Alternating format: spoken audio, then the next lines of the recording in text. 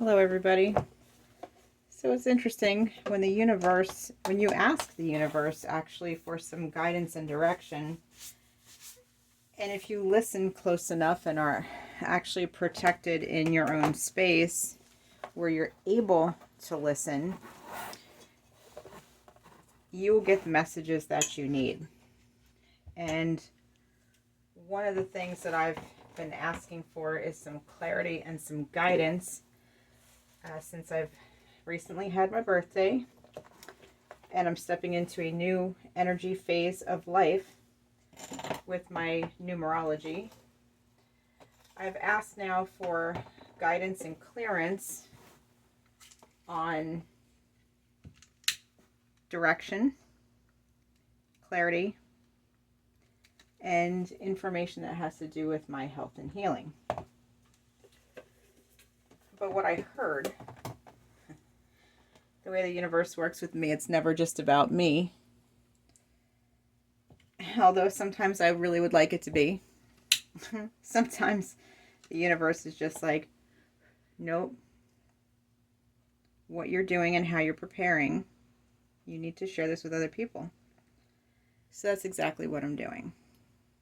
I heard do a quick draw, card pull, draw, and you'll get the answer that you need, not only for yourself, but somebody else is running into a similar situation and they need some guidance too.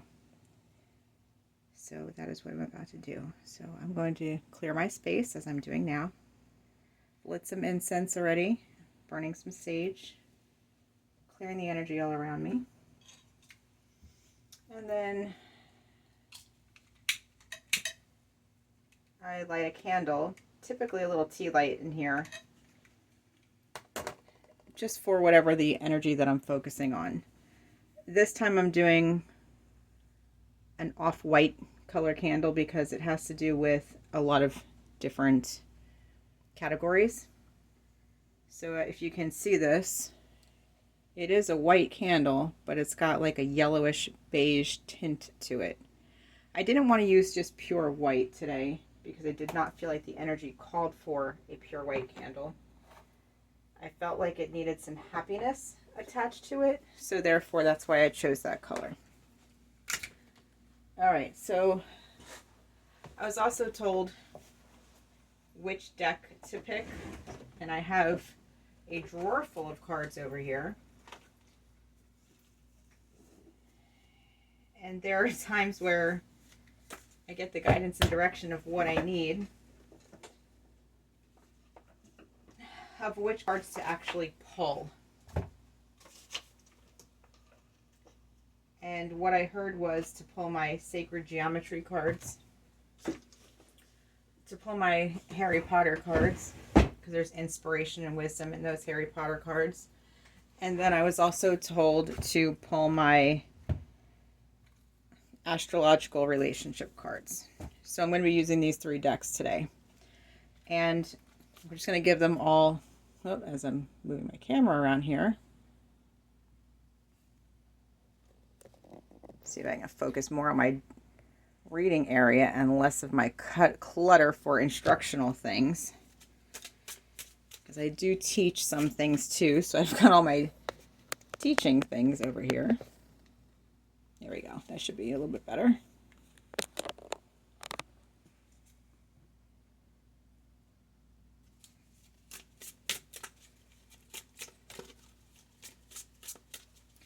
And what I was hearing as I was, having some lunch, I heard I need 3 decks of cards, and I need 3 cards from each deck. So I'm just shuffling right now. These are my sacred geometry cards. They're beautiful, beautiful cards. I've had these for close to 10 years now. They're just gorgeous cards, giving guidance and direction, everything that has to do with sacred geometry and where you're lined up in your higher states of consciousness. Beautiful cards. My Harry Potter cards are one of my newer decks that I've had. I received these, I want to say it was last year or the year before. I got my hands on them, and I'm a huge Harry Potter fan. Anything that has to do with magic, witchcraft, paganism, you know, anything that has to do with living and using herbs and the elements, candles, spells, you know, all that good stuff. Because at heart, I'm still a witch from Salem. Okay, these are a little bit thicker and they don't have really a coating on them, so I need to give those a really good kind of shuffle. All right. Laying them out, I'm hearing sacred geometry first. Let's see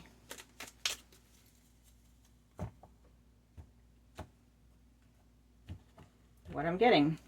So I'm also hearing put down 3 cards and then take the next 3. So I've got 1. I don't know what's going on with 3 today, but maybe that has something to do with the message. So putting down 3, taking 3. That's it. They go to the side now. I'm hearing Harry Potter next.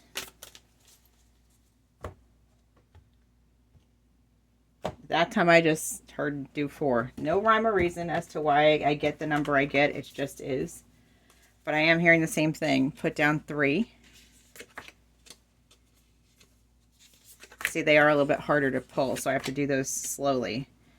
And then pull 3. I'm going to leave these this way for now.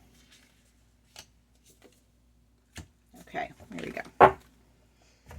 And last but not least are my astrological relationship cards.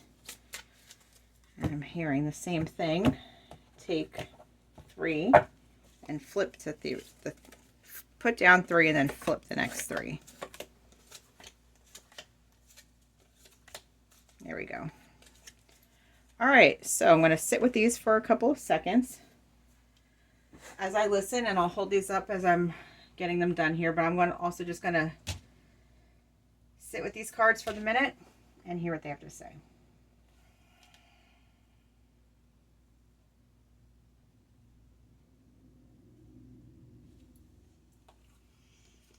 Okay, the first card is Delight. It has the number 19 on it, so let's see if that has any significance as far as numbers are concerned. The frequency of delight supports our capacity to create and experience feelings of intense joy and happiness. The more delight we feel, the more delight we evoke in others. The second card is Dynamic with the number 23. And it says here, the frequency of dynamic supports our ability to harmonize between layers and aspects of different origin and frequency. It helps us to put together a reality that is made up of many different elements, both familiar and completely new, with ease, grace, and great joy. The third card is Authority, which is number 10. The frequency of authority reminds us that true authority is powerful, directed, and realized, yet receptive, wise, and loving.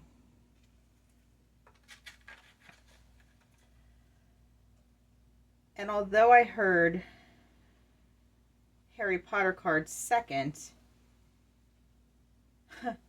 I'm hearing read it in the reverse order. So that's what I'm going to do. So I'm starting with this one, which is Resistance.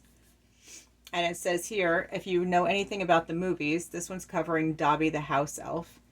It says, Dobby has no master. Dobby is a free elf, and Dobby has come to save Harry Potter and his friends. So in this sense, the resistance is coming from Dobby, who is now a free house elf, being told to do or take an order from his master, which is the Malfoy family, and he doesn't want to do it because he's now free and he doesn't have to. So the symbolism of this card is Dobby is a house elf in service to the Malfoy family. Despite the horrible consequences, Dobby leaves Malfoy Manor multiple times throughout Harry Potter and the Chamber of Secrets to warn Harry against danger at Hogwarts. Later in The Deathly Hallows, Part 1, Dobby once again risks it all to help Harry return to the home of his former masters and ultimately giving his life to save his friends. Dobby is kind and brave, a true hero who resists the traditional enslavement of his species and fights for his freedom and his friends. What can you do today to honor the spirit of Dobby? So immediately, at least for me and for probably somebody else who this reading is for, it is, where are you fighting for your freedom? Where are you fighting for the friends who have been with you and supporting you? And friends could mean friends and or family and or loved ones. It doesn't necessarily have to mean just friends or family. But where are we resisting the traditional enslavement of our own species, meaning our own beingness of being human on Earth? And where are we fighting for our freedom? So this card is asking us, what can we do today to honor the spirit of Dobby? Well, that one's pretty clear to me. So I'm going to put that there because that was fighting with resistance. This card is personal growth, or in the category of personal growth. And the quote that it's resonated with says, I don't belong here. I belong in your world at Hogwarts. And that was Harry Potter saying that in the Chamber of Secrets. So this one is also ringing true with what I've asked for guidance and direction in some things that have been really bothering me. And they've been intensifying in the past couple of days for myself. So I'm really seeking some guidance and direction, and I'm trying to go within more to hear that voice and hear that higher conscious energy that's coming through. And this card comes up, so somebody else needs to hear it as well. Harry Potter spent the first 11 years of his life, so 11 may be significant in this reading as well. But Harry Potter spent the first 11 years of his life at the Dursleys at number 4 Privet Drive. So either 7 or 4. I'm sorry, not 7. I'm thinking 7 because we're in July. Okay, so either 11 or 4. Those two numbers come up here. Though he must return there for the summer holiday, he never considers this to be his true home. His true home is in Hogwarts. Aha, this is why this card came up for me. Where is your true home? Is the question. Has this changed as you've gotten older? What is it about this place that makes it so special to you? I just had this conversation with a fellow colleague and mentor this weekend about where is my true home. I also had the same conversation with a colleague and another Akashic Records reader that I went to go see for perspective, and we discussed the true origin of home. So this one is definitely ringing true for me. Hopefully it's hitting somebody else as well, and you've needed to hear this. The third card is personal growth. And this one, the message that goes, or the quote that goes along with it is, it does not do well to dwell on dreams, Harry, and forget to live. That's a quote from Professor Dumbledore in Harry Potter and the Sorcerer's Stone.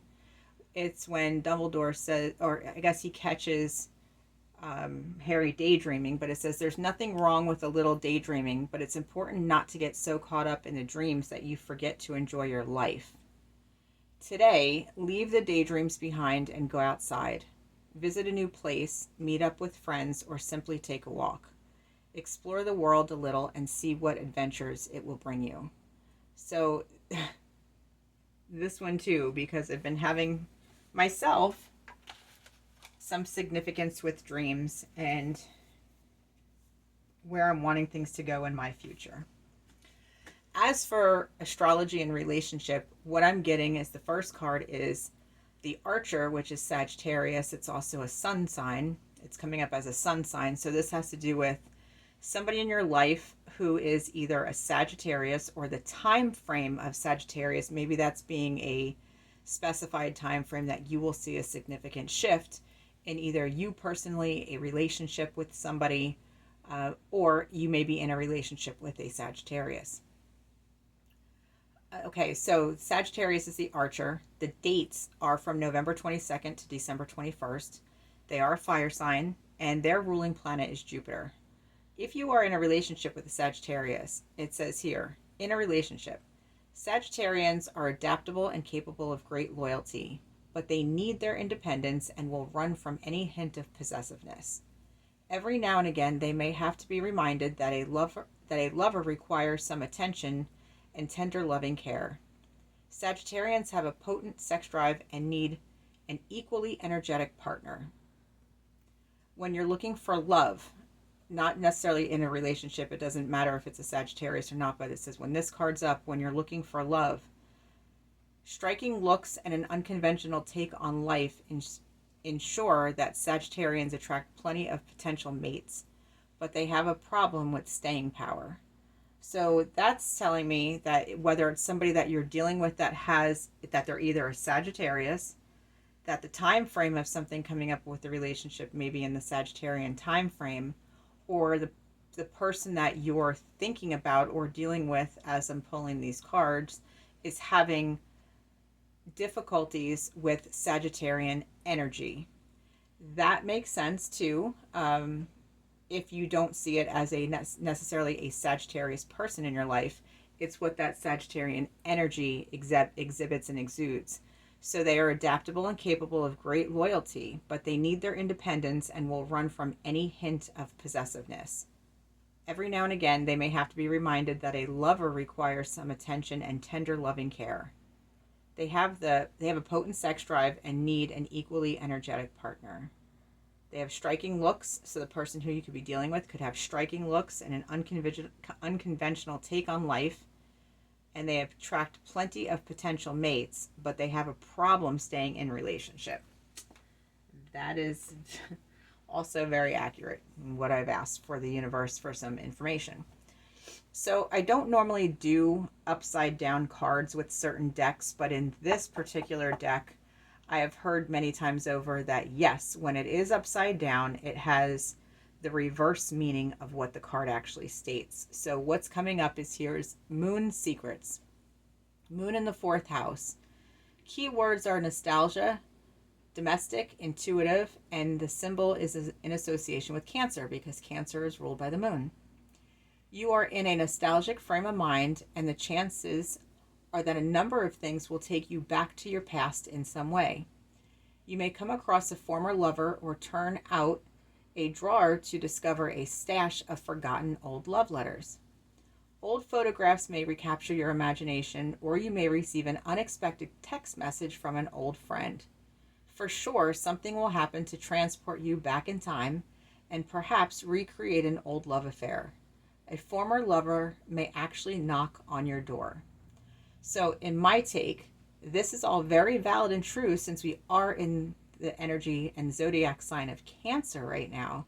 But because it was upside down, I think it's going to be more so either hidden love affairs or you or the other person who may or may not be a Cancer, reconsidering or reminiscing on a previous love affair, definitely being contacted by them or thinking about reaching out to them. So the reason I say upside down is it may not be the other person physically approaching you. It may be you in this Cancer time frame and Cancer energy reaching out to somebody from your past. So it could be literally interpreted either way, but I'm going to leave it as the reverse upside down, meaning that in your mind, you are potentially entertaining your past. Now, could that past be with a Sagittarian, a Cancer, or a Capricorn? So this one is saying Capricorn. Obviously, we know Capricorn is the goat. They are represented by earth element. So what's interesting here is that we have three symbols or three elements being presented. We have fire, water, and then we have earth. So again, I like to pay attention to the elements in a lot of these readings. We have Jupiter, which is an expansion planet. So it's expanding us in many different ways, making us grow, making us see things from a bigger perspective. The moon is ruled by your feelings and your emotions and how you relay your pretty much your love languages and how you are as a being, your loyalty, your decisiveness, all that good stuff, the way that you associate with it is really moon energy. And then now we have Capricorn, which is earth energy, and that's a very grounding, very stabilizing energy. It's also ruled by Saturn, which is the planet that likes to cause, sometimes can cause some chaos, but some, also be very, very in tune with structure and order. It's almost like the father of the universe. Again, it goes along with father time, which is interesting because the moon kind of goes along with mother, and they are opposites on the zodiac chart. So I'm looking at this here. It's ruled by Saturn, and it says here, in a relationship, Capricorns have strong views about marriage, which to them is which is as much of a business deal as it is a personal commitment. They work exceptionally hard and long for appreciation, but find it hard to express their feelings. They have a dry, ironic sense of humor, a quick wit, formidable intelligence, and are physically very passionate. So this is telling me so far that if you are not a Capricorn, or you're not dealing with somebody who is a Capricorn in what has been coming up with you for you this during this time frame, what you maybe have asked for a message, that they could have the qualities of a Capricorn, or maybe you exhibit the qualities of the Capricorn in this energy here about having strong views on marriage and business deals and personal commitments, and working exceptionally hard, having some difficulty expressing feelings, and having a dry, ironic sense of humor, but having quick wit, intelligence, very, very, very physically passionate. So if any of those keywords ring true to you, then this is where this card comes in. Now it says when the Capricorn is looking for love, Capricorns do not establish a permanent emotional link until middle age, partly because they are so ambitious and partly because they find it easier to arrange a corporate merger than ask for a date. Meaning that Capricorn is all about work and career and success and ambition and drive, and they don't really give themselves much time to be involved in a relationship or put forth the passion and energy and time that it takes to develop a relationship. And it's not until they start to get into their midlife or older that they realize that they don't want to die alone, and they don't want to be alone for the rest of their life. So unless they felt that energy early on, again, depending on placements here,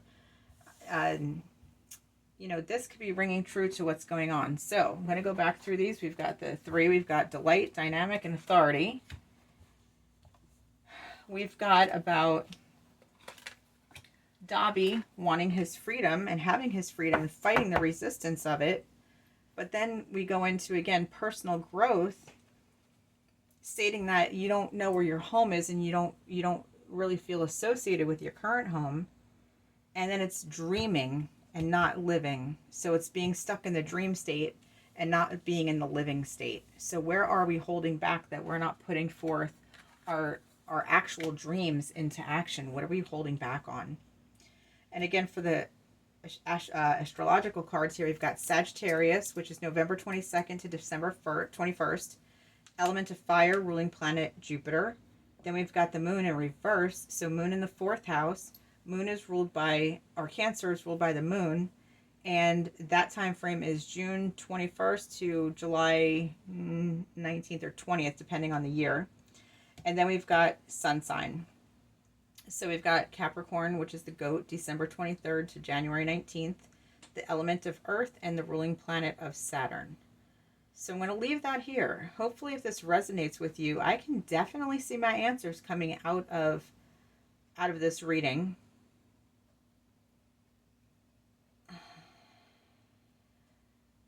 For those of you who don't know anything about the sacred geometry cards, I will be getting into those more later. But I want you to know that there's such a high frequency and energy message that comes through these that sometimes it's really hard to interpret those if the first go around if you're not familiar with them. So I will read these one more time. In delight, which is associated with number 19, it says the frequency of delight supports our capacity to create and experience feelings of intense joy and happiness. The more delightful we feel, the more delight we evoke in others. So it's having that frequency moving throughout you. 23 is dynamic. The frequency of dynamic supports our ability to harmonize between layers and aspects of different origin and frequency. It helps to put together a reality that is made up of many different elements, both familiar and completely new, with ease, grace, and joy. And authority is the 10. The frequency of authority reminds us that true authority is powerful, directed and realized, yet receptive, wise, and loving. So I will leave that there with you. I hope that this resonates with you or somebody else that you know, and you might be able to pass it along to them. If it does, if you can share it in the comments, let me know what you're going through. And if you have any questions, I'd be happy to answer them there. If you are looking to have an oracle reading of your own, you can always go visit the website and schedule that on there. Just find a time and date that works with you, and we can go from there. Thank you all. Have a great day, and I will see you soon. Put that there. Namaste.